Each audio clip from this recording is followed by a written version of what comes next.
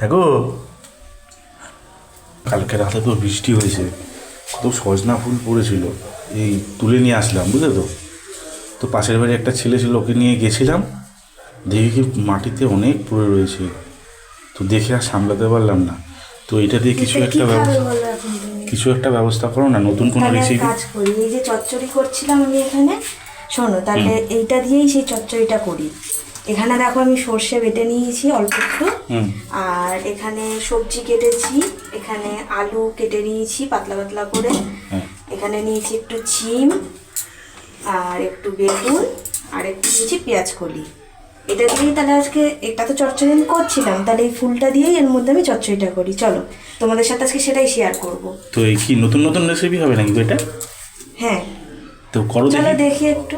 তাহলে তোমাদের ফুলগুলো চলো বন্ধু, ধুয়ে নিই। তোমাদের তোমার বান্ধবী বা বন্ধুদের দেখাও কেমন হয় নতুন এখানে আমার রেসিপিটা। তেলটা গরম হয়েই গেছে, আর আগে চলো আলুটা ভাজা বসিয়ে নিই, তারপরে ফুলগুলো ধোবো।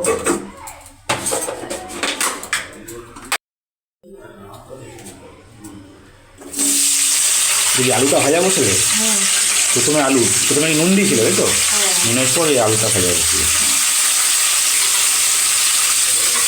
আলুটা ভাজা বসিয়ে নিই, আলুটা ভাজা হতে থাক, ততক্ষণে আমি ফুলগুলো ধুয়ে নেবো। আমার সবজি ধোয়াই হয়ে গেছে আগে।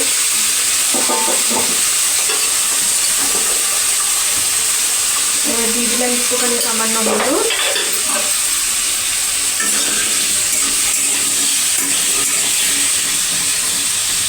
চলো এটা ভাজা হোক, আমি ফুলগুলো ধুয়ে নিয়ে আসি। দেখো আমি এখানে ফুলগুলো ধুয়ে নিয়ে চলে এসেছি, ঝুড়ির মধ্যে রেখেছিলাম যাতে জলটা ঝরে যায়, সেই কারণে। আর এখানে দেখো ততক্ষণ আমার আলুটাও কিন্তু একটু ভাজা ভাজা হয়ে গেছে, দেখতেই পাচ্ছ কালারটা একটু চেঞ্জ হয়েছে। এবার আমি দিয়ে দিচ্ছি দেখো এর মধ্যে সেই কেটে রাখা ছিমগুলো, তোমাদের যে সবজিগুলো দেখিয়েছিলাম সবজিগুলো আমি একে একে দেবো, একবারে না। এই ছিমটা দিলাম, এটাকে একটু 2-3 মিনিট একটু ভাজা ভাজা করে নেবো, নেড়ে নেবো। এবার তারপর আমি দিয়ে দেবো এর মধ্যে পেঁয়াজ কলি, বেগুনটা সবার লাস্টে দেবো। এবার দিয়ে দিচ্ছি দেখো পেঁয়াজ কলিটাও দিয়ে দিলাম। এখন কিন্তু আমি ওই প্রথমে যে আলুতে একটু নুন দিয়েছিলাম ওইটুকুই, আমি কিন্তু সবজিতে এখন কিছু নুন দিচ্ছি না, আমি নুনটা একেবারে পরে দেবো, মানে সব সবজি দেওয়ার পর।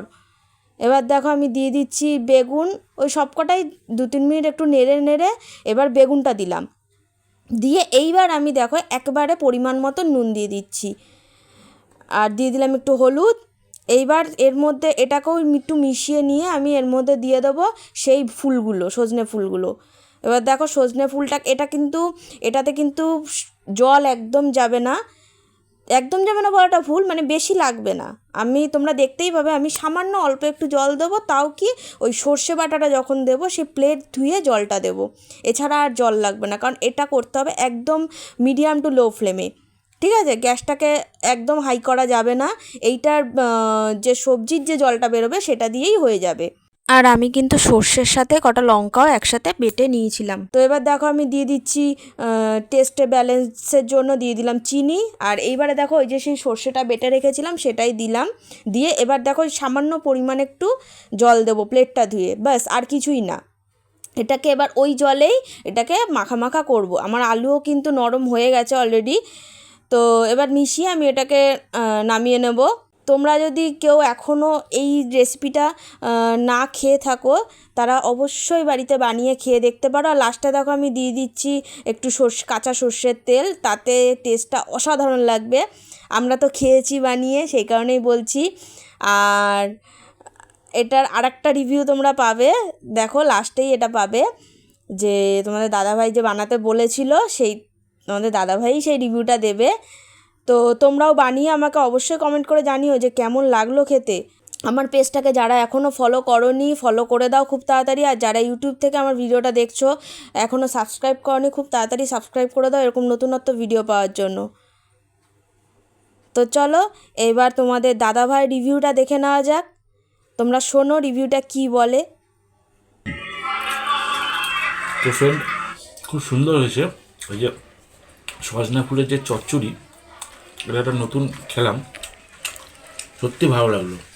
বিভিন্ন রকম সবজি দিয়ে, আমরা কি ধারণা ছিল যে আমরা সজনা ফুলের বড়া খেতাম, কিন্তু এটা নতুন রেসিপি, বিশ্বাস করুন খুব সুন্দর হয়েছে।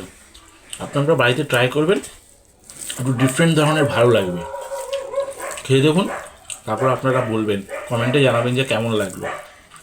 Thank you.